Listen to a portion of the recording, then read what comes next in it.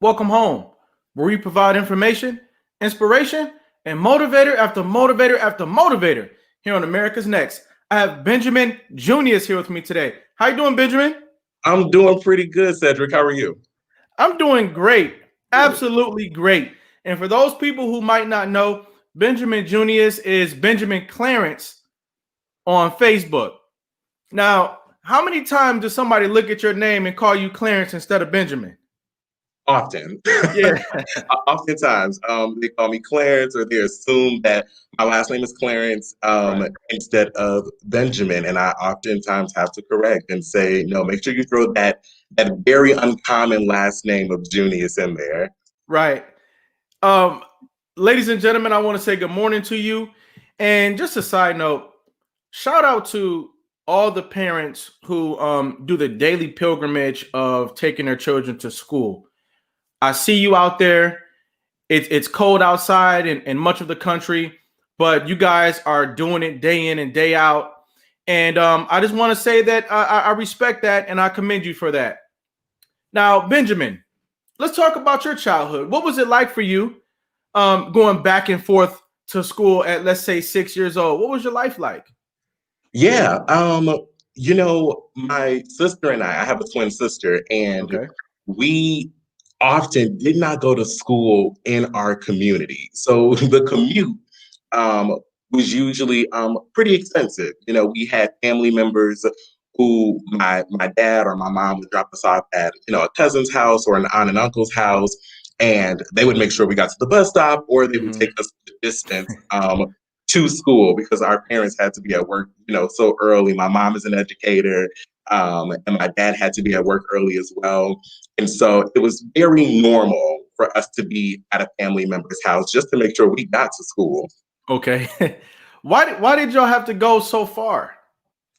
Um, well, we decided, well, when I say we, I mean my parents, Right, right. decided that it was pretty much better Mhm. to go to some schools just outside of our community. Within our community, you have your neighborhood schools that most of the kids in the neighborhood go to, Mhm. and those are just not the schools we went to. They sent us to like IB schools or college Okay. prep schools or Right. schools where second and third languages were being taught as a norm, and those were just not resources before.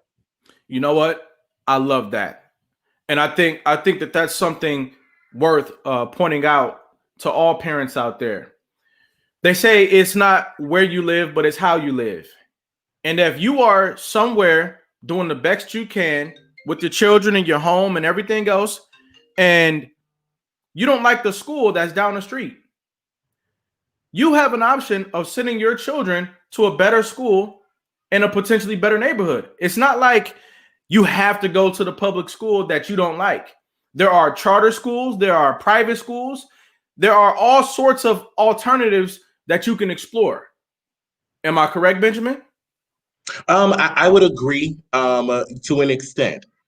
There are students and families who I think just did not have the resources, right? So sometimes it is a transportation issue. Mm-hmm. Sometimes it is a student issue at times. Sometimes there are students who really have greater needs than what can be offered. And I think that I have seen several of my peers, we would go off to school and we would get back at a much later hour because everyone else just has to walk around the corner.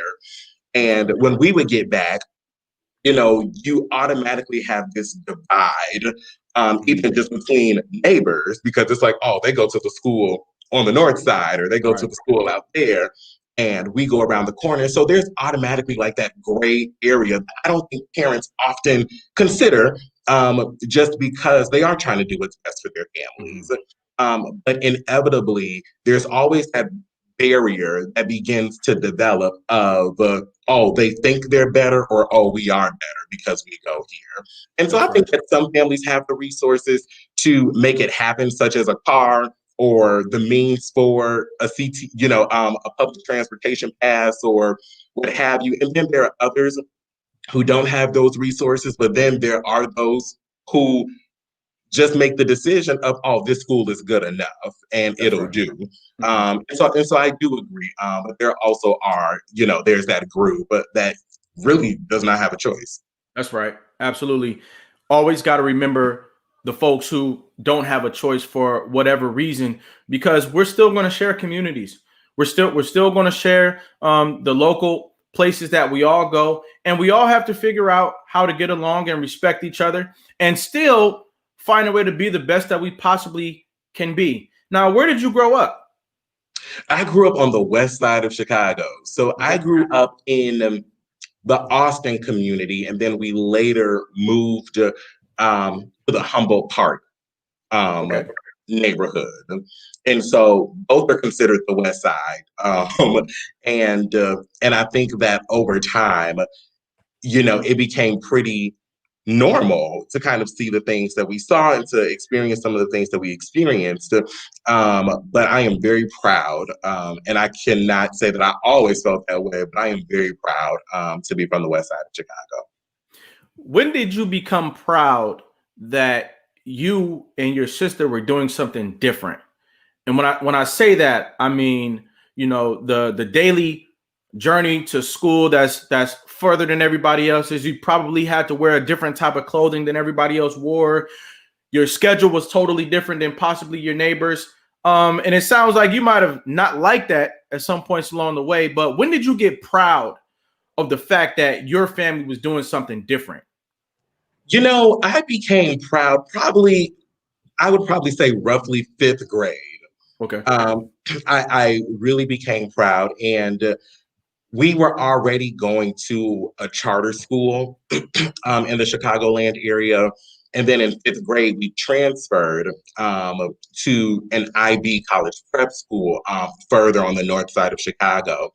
And I can say that that is when I really became probably activated and even more motivated than I was before. It became a lot less about what people thought of us and more of our family was giving us the tools and the resources and really the recipe um, to not necessarily demean or look down on our peers, but to be able to grow up and actually address the issues like Wow. education or lack of resources. You know what? That is also key. As opposed or juxtaposed to focusing on the negative or the bad or the people who are not doing what we're doing, it's very powerful to pay attention what you are doing. Pay attention to what you are doing, and what it sounds like your family was doing with you was they were grooming you to be someone who goes out into the world and is productive and makes a difference. What were some of the lessons, the traditions that went on in your home that you can pass on to others today? Good question. So, so let's take summer break, for example. One thing that we actually despised over summer break was that, that was the opportunity that we had to be with our peers, like the people who we did not go to school with on a regular basis, Right. be with our peers. And like I said, my mom was an educator, and so she would work summer school. And so, of course, we could not go outside, don't answer the door or the phone when parents aren't home. And what my mom had us do was every single day we had to copy a certain number of pages out of the dictionary or the thesaurus. Um, and we just had to copy those pages all day before we can really have any privileges, before we can go outside or really enjoy ourselves with friends. And as much as we hated it, I find myself using words I didn't even know I knew the meaning to, Right. or I find myself being able to write creatively, or I find myself being able to address certain issues, and all because from the very beginning, my mom just had us in a dictionary, and for us, we didn't see the point of it. It's like, oh, this is just busy work. But she helped us to really expound our vocabulary. She helped us to really be able to use the power of words, right? Being able to use the power of words, and I think that even today we see so many people who try so hard to express their frustration or express their emotions and have very limited ways of being able to do that. And we were equipped a little differently. And that's something I'm very happy about. Something else I think we would pass on is that our parents really made sure we traveled a lot. We spent a lot of time out of the country, visiting various states, exposure to just cultures that we didn't even know existed. Um, and uh, and that's something that, if nothing else, I want to ensure is passed down to every student, to every child, if I have children of my own, because there is such power in being able to see beyond your neighborhood or even beyond your state borders. Absolutely. How how did your parents manage to do so much traveling with you all? Traveling is something that many parents, especially young parents, I'm 32. A lot of my peers are around 32 years old. And when you think about traveling, the question for some people would be how? I'm working. Um, I'm taking care of the house. I'm taking care of the children. How can I manage to travel and provide those types of experiences with my children? How did your parents do it? Yeah. My mother has always been very, very particular. Time management was a huge thing in our household. But more than anything, my mom still, I think she has mastered it. But if you let her tell the story, it's something she's still growing in, is financial freedom. Okay. To be able to not just afford the trip, but being able to afford, like being able to afford the experiences, being able to save properly so that when summer break comes up, okay, guys, pack your bags, we're gone. When a long weekend comes up, like an MLK weekend, you know, let's go to DC, or Right. let's go to New Zealand, or let's go to Ghana, or wherever it was. And and I think that our parents made the decision. I always think it's about making the decision, because there are things that you can want and things that you can desire to have. But once you make the decision to pursue something and say, okay, my children will experience this, then once you make that decision, now you can define the blueprint, and now you can take the steps to actually make it Absolutely. It costs no money to make a decision. I left this comment here on the screen, handwrite the dictionary, because I think that is a missing key as well. Handwriting is somewhat of a art that we're losing, but it's something that we need to hold on to. No matter where you are, no matter how you are, handwriting is going to impact your mind, is going to impact your creative ability. And as you get older and you start to do more professional things, life becomes about keywords, buzzwords, right? There's a difference between going into, anybody's organization and understanding the key terms, the vocabulary, and trying to explain yourself in a makeshift way that doesn't quite measure up to those buzzwords. And so when you get used to writing the dictionary, learning the dictionary, you're getting used to particular words to say particular things. So you're equipping yourself for successful interviews, for successful essays, and for successful comments. Talk about that. Yeah, absolutely. I think that because we were forced, because we were forced to do this, right? And like I said, when we were younger, we did not see the value in this. And it wasn't until, my sister and I, and there are actually a few of us, but my twin sister and I, we were in the same grade. So we are the ones who grew up the closest together. And when we started getting like compliments on our penmanship, or when we started to get compliments on how we spoke, and to us, it was like, this is just how we talk. People were asking, Right, why do you speak like that? It's like, this is my angry voice. This right, is, you right. know, this is just how we communicate. Mhm. And I think that is what we're getting to, is the value of communication. And because the skill of communication is not as it's not as robust as it once was. And being able to sit and have a conversation with someone you disagree with, or even just trying to prove your own point. You know, today I have seen via social media or even growing up, you'll see two people who disagree with each other and they resort to physical violence, or they resort to name calling, or That's all right. of these things that never uplift, or these things um, that never really push the idea of trying to understand before being understood, and really using this idea of empathy um, that I like to use. And I think that when we find ourselves being able to communicate, we find ourselves inevitably in this place of empathy. And that is where we're able to agree to disagree. That is where we are able to still love each other. That's where we're able to still shake hands. Well, not shake hands right now, but usually Right. under different At regulations. some point. Right. Able to shake hands and move on to the next thing.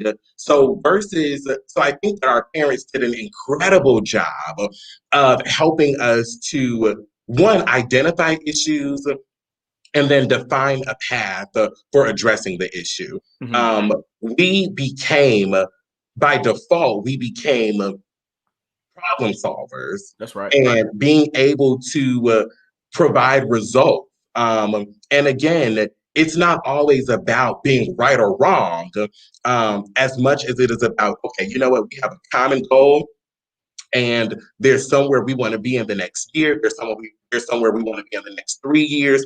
How do we get there? And being able to sit with other people and express those goals and express that path for obtaining those goals.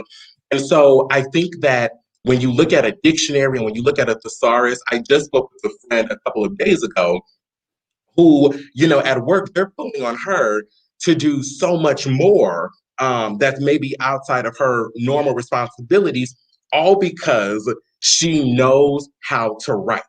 And Mhm. knowing how to write is more than just using the English language, it's using the English language effectively. That's right. So being able to take certain words and make a point, and being able to use those, like you just said, those buzzwords, those keywords that grant foundations are looking for, right? That producers are looking for, because they know when you know what you're talking about, and they know when you probably just looked something up on Wikipedia. There's a huge difference. That's right. And so I think that we have been prepared for that, and it is more. And I think that it is our goal now to prepare our children. It's my goal to prepare my nieces and my nephews um, to really walk in those same footsteps. And I think that the biggest legacy you could ever leave is there's a show that I love actually called Ragtime. Okay. There's a Broadway musical called Ragtime. And there's a song called Make Them Hear You, sang by Brian Stokes Mitchell. And he speaks of the power of the pen. It's not about fighting, it's not about physical violence. It's being able to write the right letter That's right. and get it into the right hands. And you will not do that kicking and screaming, you know, at someone's office or cursing somebody out. You know, that will not produce results. You know what? You said several things that I want to draw out for our publics today. Right now, when you say that it's writing the proper letter, I think that that is also very important. I remember times when my mom and I, we might go to a restaurant, or, I might talk to her about an experience that I had at school that I didn't like. And my mom never went to go and argue with somebody. She would always write a letter, whether it be to the corporate office, the general manager, and she would almost always get results by writing a letter. And so this all ties into the importance of understanding how to communicate, realizing that communication is key, because we're human and nobody wants their physical space violated in any type of way. So understanding the power of the pen can save not only our integrity, but it can save lives. Understanding the importance of being able to communicate, as opposed to being physically aggressive or vituperative, or willing to have a conversation that's not helpful at the end of the day, is important, because There are many lines that are being drawn in our society. We are living in a growing society. We're not just a place where you only need to know your city. It's not like that anymore, where you only need to know your neighborhood. We are living in a world where you need to understand the globe. You need to understand the globe. And I know that some people say there's no right or wrong way to raise children, but listen to the story of Benjamin Junious. Writing is key. Communication is key. Exploration is key. Traveling is key. Decisions are key. We've got to deliberately civilize our children. We have to deliberately civilize our children. And the reason why we have to deliberately civilize our children by teaching them to communicate, showing them new experiences. These things cost no money, by the way, is because the new movement, the new great is, can you be uber positive? Benjamin, what did high school look like for you? High school was, well, it was a lot of fun for me. Nothing outside of, I think, what most high schoolers go through. I was able to, when I went to high school, I majored in, it was a performing arts school. It was an IB in performing arts school, and my major was drama. Okay.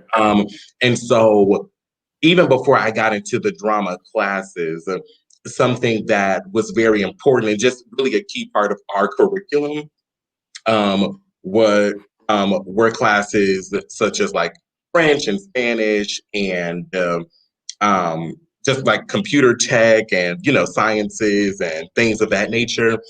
And I probably learned the most about myself in high school than I did in elementary school and primary school.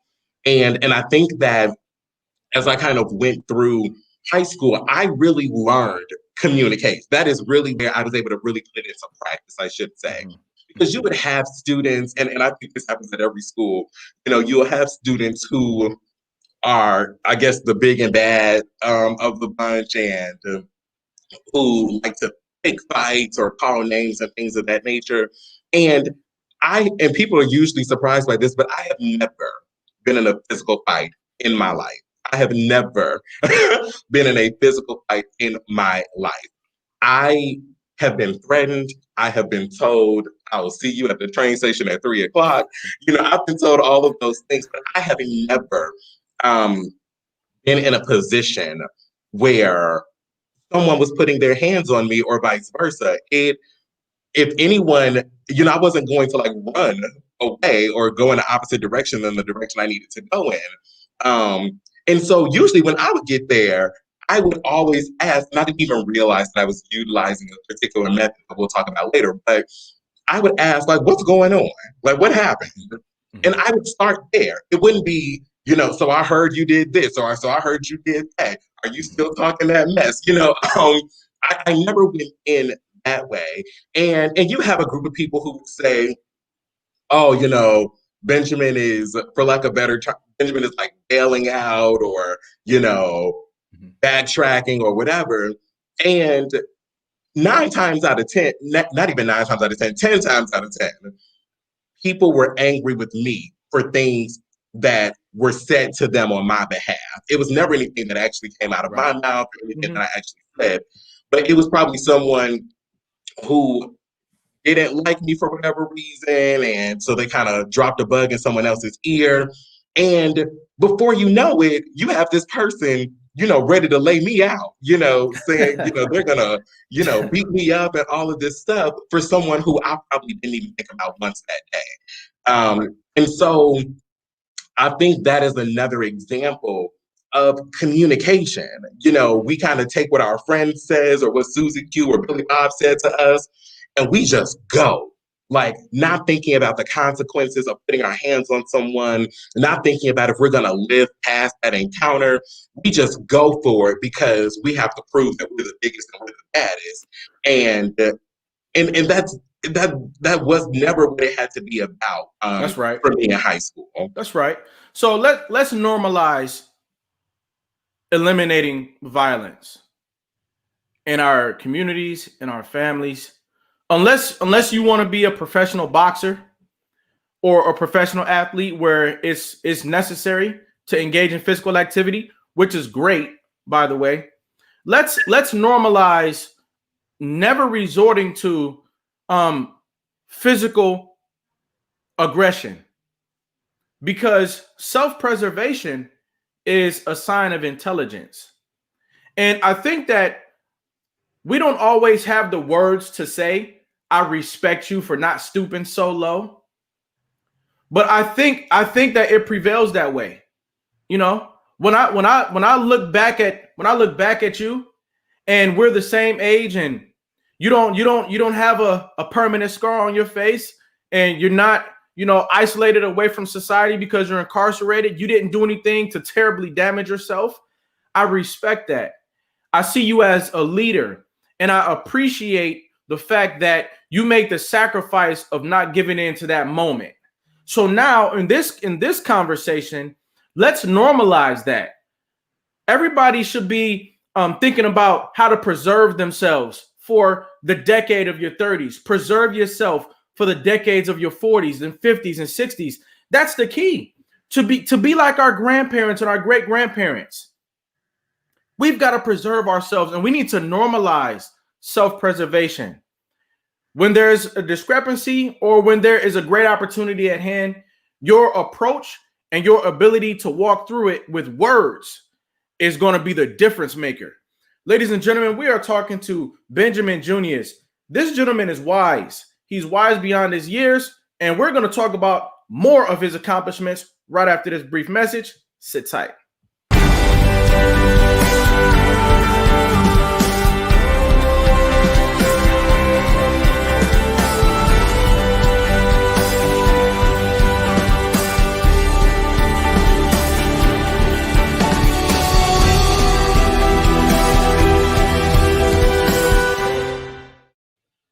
America's Next Motivator.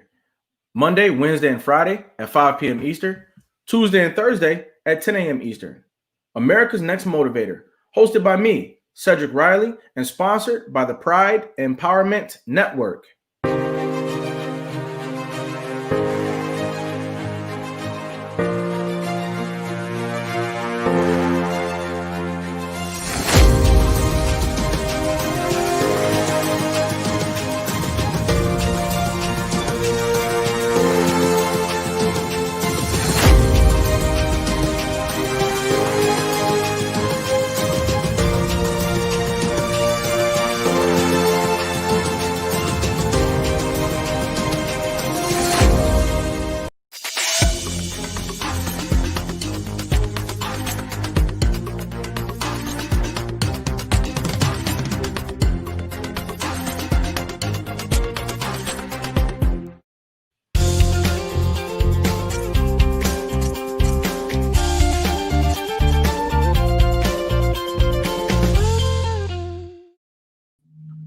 And we're back. Benjamin, how you feeling out there? I'm feeling pretty good, hanging in there. How's it going on your end? I'm feeling great. Ready to talk about, your life today. Now, where did you go to school? And what was the one thing that you took from the college era that you'd like to pass on to our communities today? Yeah. So I did undergrad at Northern Illinois University over in DeKalb, Illinois. And one of my majors was community leadership and civic engagement. And something that I think really empowered me in undergrad there were really 4 principles that I carried with me throughout my undergrad experience. And these are 4 principles that were introduced to me really by a theater teacher of mine when I was in high school, Mr. Brian Weddington. And those 4 principles are community, identity, existence, change. And those are 4 key principles that really helped me to identify what it was I wanted to accomplish in undergrad and what it was I wanted to walk away with. And so I chose community leadership and civic engagement as a major because it was imperative to me to make sure that I had the tools necessary to be able to advocate on behalf of those who do not have a voice or who have not yet found their voices. And that is something that I think gave a really, really key perspective to my experience. And so looking at community and what my role looks like in that community. So am I what choir directors may consider like a bench warmer, or just kind of a filler? Am I just that in the community? Am I just one of the people who spectate and complain about what's wrong with the community? Or am I going to be a part of the solution? Wow. And am I going to wait for someone to come into the Austin community or the Humboldt Park community and wait for them to start a meeting? Or am I going to build a table and invite pillars of the community to come and join me just to start the discussion on, hey, what's going on? Right. We can only blame I believe, my perspective, we can only blame so much on history. And I think that, yes, history plays a very, very crucial part of where we are now. But I also think that because we are here now, we make the decision of what we're going to look like 25 years from now, what we'll look like, a century from now. And it's not just sitting here waiting for, the cavalry to I just, totally agree. to just kind of come in and make something happen. We make those decisions every day. And so I think that coming out of undergrad, something that I would always employ people to take away, whether they pursue undergrad or not, something that you would take away from that experience are those 4 principles. Identifying your community, who you are in that community, what you'll accomplish in your existence, and then how you make the change. That's right. What was the biggest adversity that you overcame in college? And the reason why I want you to talk about this is because we have 400,000 youth in the foster care system today. Several thousand of them will go to college, and they're going to have some challenges along the way, just like everybody else. What was your biggest adversity in college, and how did you deal with it? I would say that my biggest adversity was probably being comfortable with exactly who I was. And not being afraid to ask those questions, not being afraid to ask those tough questions. The first thing I did when I landed on a college campus was try to find a mentor. Like, okay, Wow. my parents are back at home. Who am I going to be talking to? Who am I going to be venting to? Who am I going to be able to get sound advice from? That's right. I don't need anyone who's going to hype me up even more than I can do on my own naturally. But who is going to really be the level-headed one? And I think that some of that adversity and being exactly who I was, that made a huge impact on the clubs I joined or didn't join, the people I associated with or did not, the people I may have regretfully probably turned my back on because I did not want to be associated with them.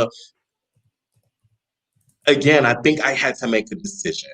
It was so much more exhausting to kind of pursue endeavors that I knew were like the desires of my parents or the desires of people who loved me.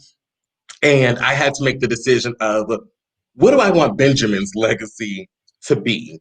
And what is it, regardless of what may have happened when I was 5 years old, regardless of how I may have been treated at the church, regardless of how I may have been treated in the educational system, regardless, I still had to make a decision am I going to just sit and kind of just sit in that?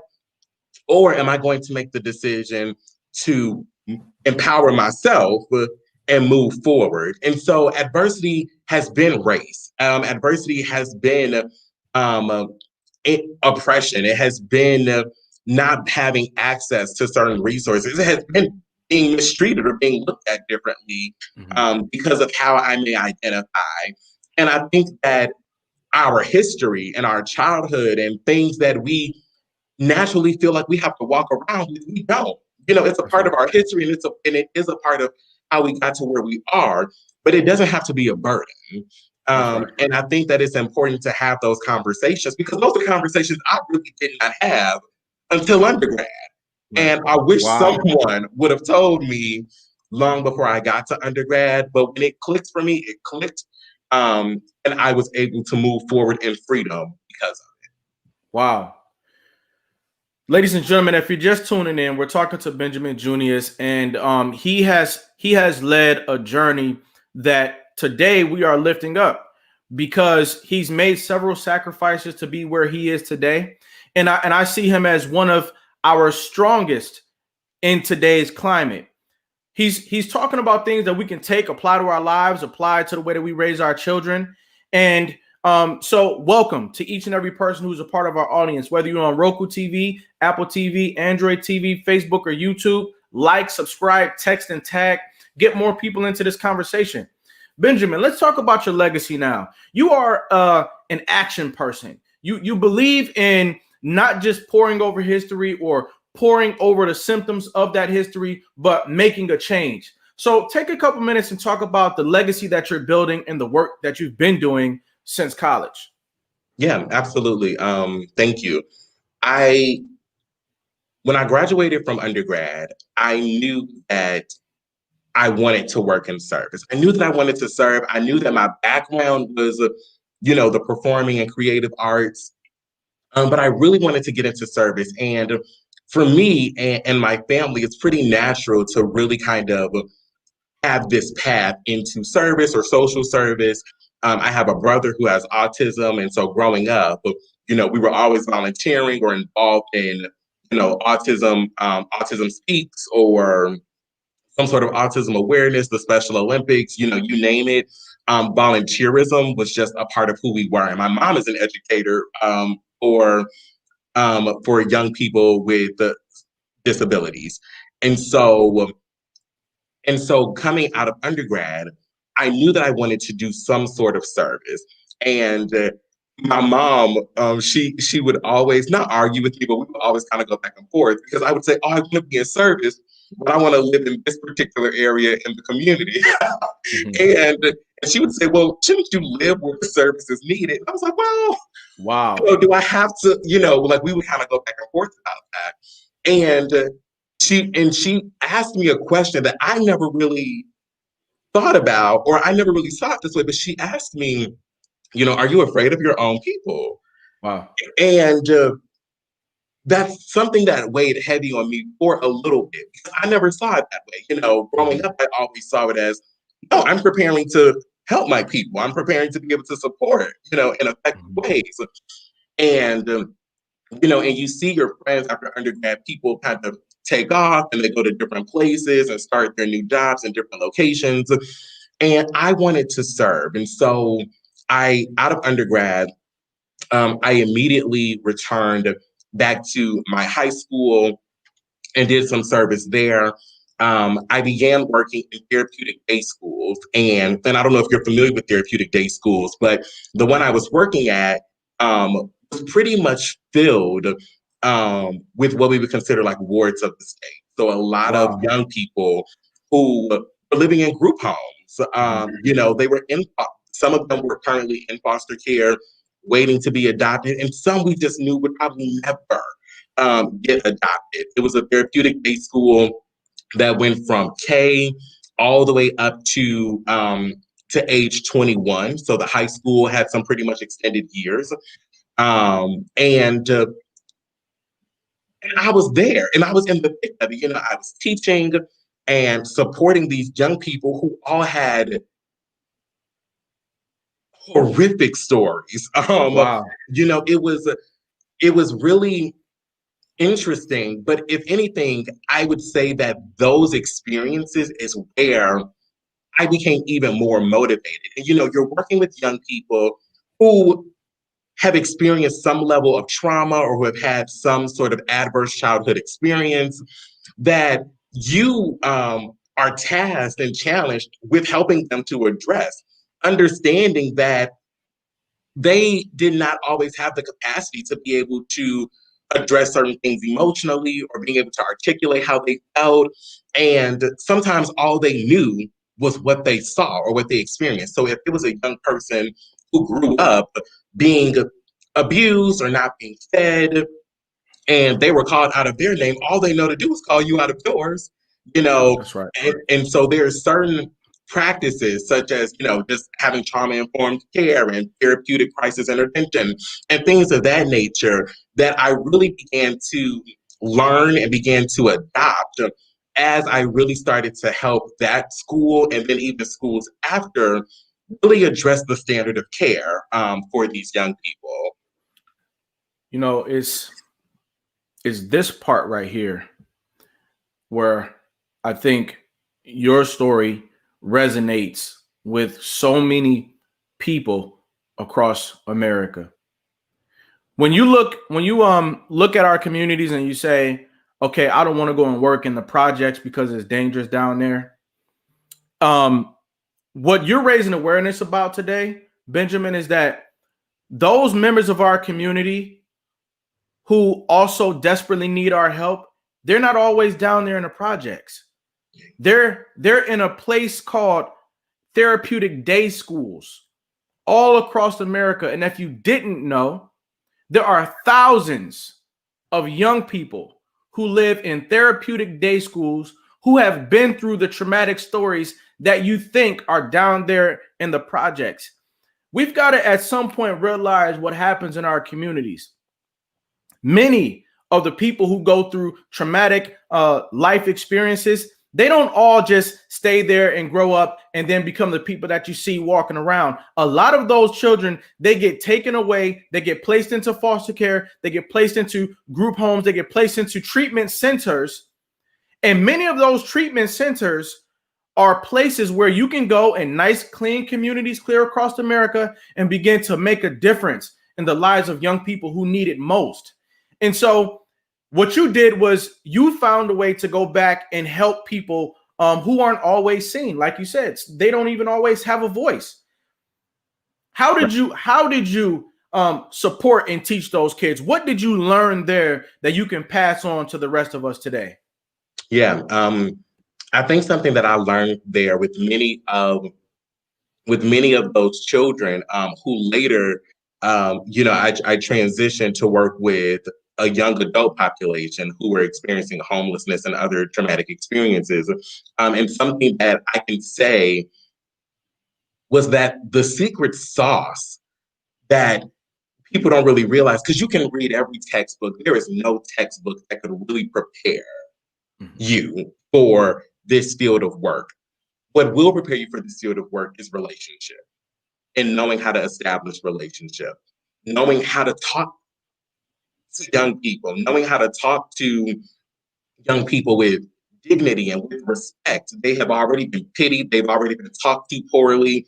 And so just because we get frustrated sometimes because a young person doesn't follow our first directive or a young person doesn't want to sit down and pay attention, something has happened.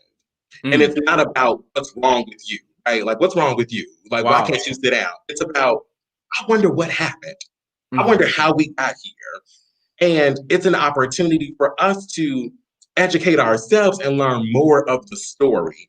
A lot of times, especially in the African American community, we'll address anything with a whooping. We'll address anything with a spanking. We'll do anything like that. And not to say that those things are always bad, but sometimes telling a young person who has already been beaten breathless, a young person who has been sexually assaulted by, in most cases, in their foster homes, people who, like, these are young people who didn't have a choice. They didn't have a choice on who their parents were. They didn't have a choice on who their caretakers were. They were put in positions, and now, naturally, they just switch into what we call survival mode. And when you have all of this blood pumping, just because you're always afraid. You don't know if the adult next to you is going to do something to you because you're just used to adults yelling at you, mistreating you, not feeding you, touching you in the wrong way. You have children who are just scared. You know what? I love this particular conversation right here. Is near and dear to my heart. But I continue to try to push the limits of this conversation. And right now I'm getting ready to shake the room up a little bit. Why does the lives of these young people, the work that goes into helping them, why does it matter to the rest of the country? Why is it important for the people who they're middle class, upper middle class, they're rich?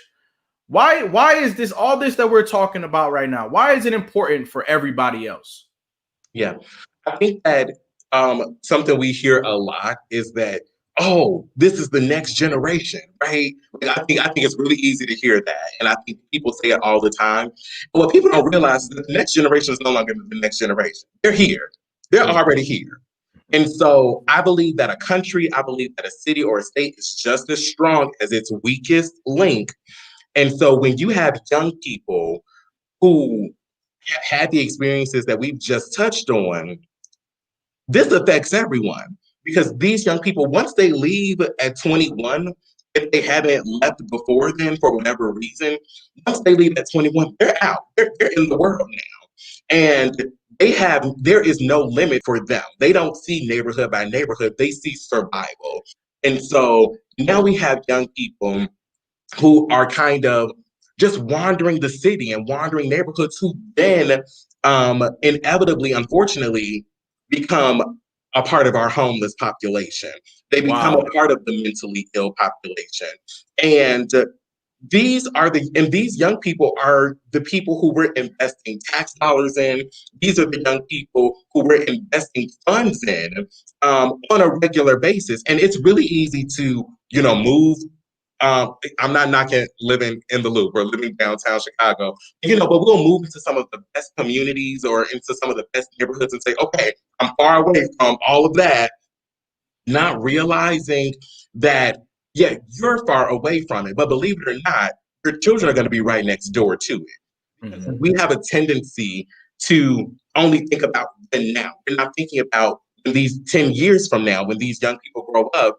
We have had several young people, and this isn't to scare anyone, but we've had several young people who were treated improperly or not given the proper care, who then leave or who run away, and now they've committed a murder in an Uber ride. Now they've, so we see with our young people is we see like this. If we're lucky, we see them at like this baseline, right? Mm-hmm. They may escalate every here and now. But over time, as they get older and their needs have not been met, and that's another thing, not meeting their needs. We're just we try to throw a blanket statement or try to generally diagnose. But when they're not given the proper resources or the proper care, we have seen some young people, I've seen students, not whom have been in my class, but who've attended the schools, now they're in the newspaper for committing murder, for slicing someone's throat. Mm-hmm. Now they've broken into someone's home and tried to take advantage of a woman. Like all of these things, because they're not getting their immediate needs met and they're not being taught the life skills in order to really prepare them to move forward. Absolutely.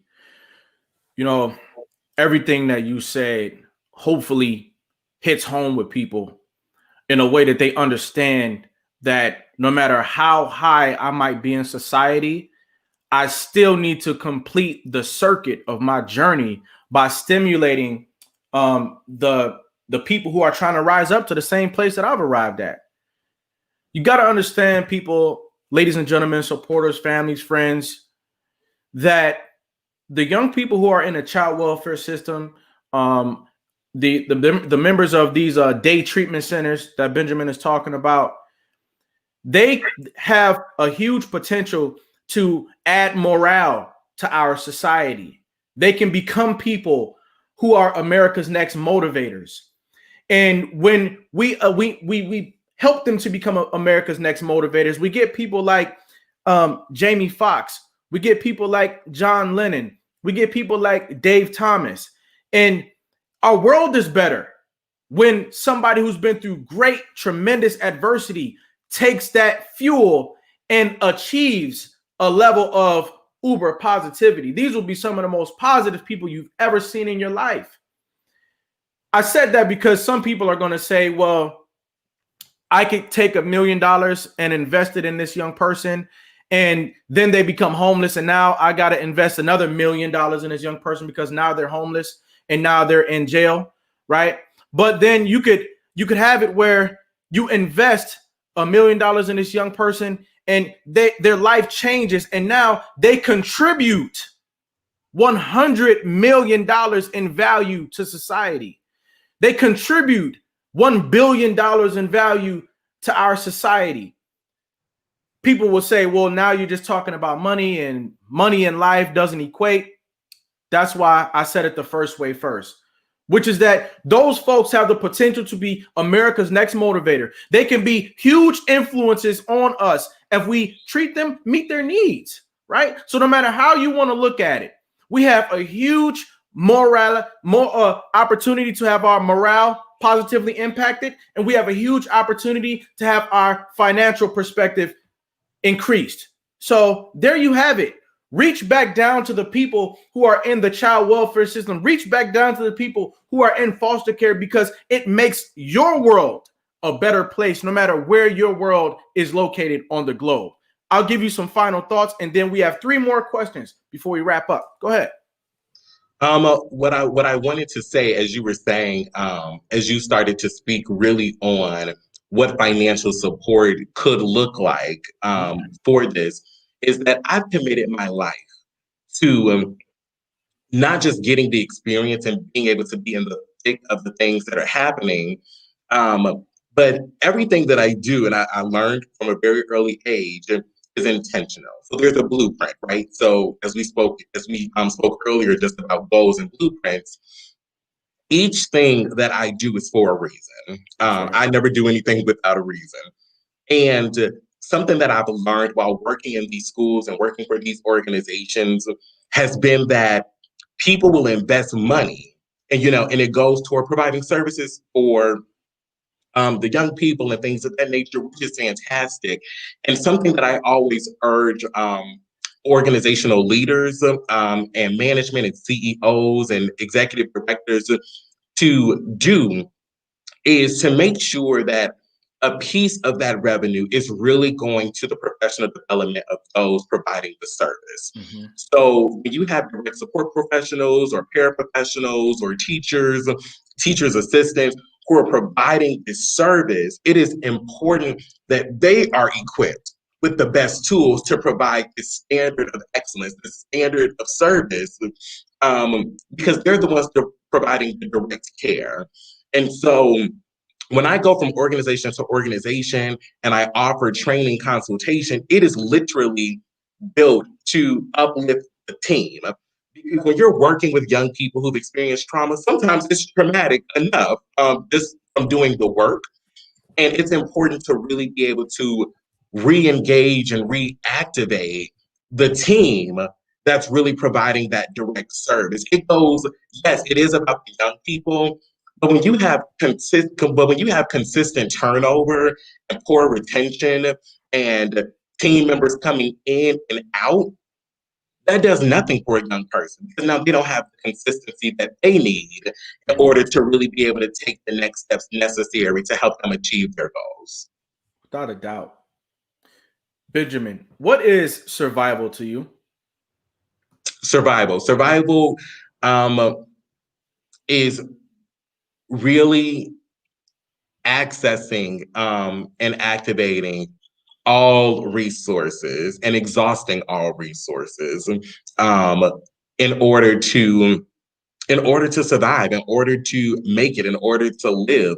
And when I say in order to survive, to me, that is so much more than an air to breathe.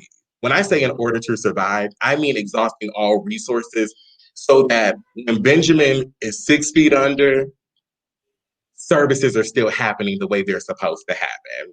People are still activated. People still have the resources to get activated. I do not want the lessons that I teach, the curriculums I develop, I do not want them to die with me. So it is important that I'm constantly teaching and constantly re-engaging others. So in hopes that they're adopting some of these models to move forward. What is success to you?